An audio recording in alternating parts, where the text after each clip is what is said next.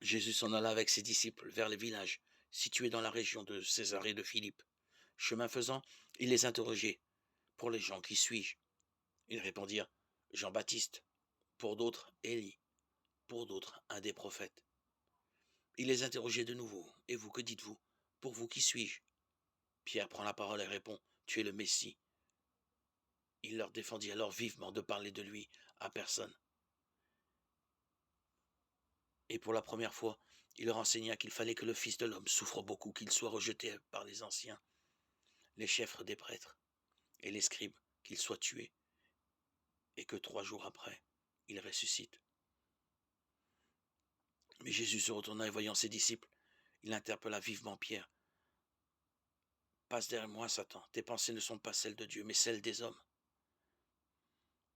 Appelant la foule avec ses disciples, il leur dit, si quelqu'un veut marcher derrière moi, qu'il renonce à lui-même, qu'il prenne sa croix et qu'il me suive. Car celui qui veut sauver sa vie la perdra, mais celui qui perdra sa vie pour moi et pour l'évangile la sauvera.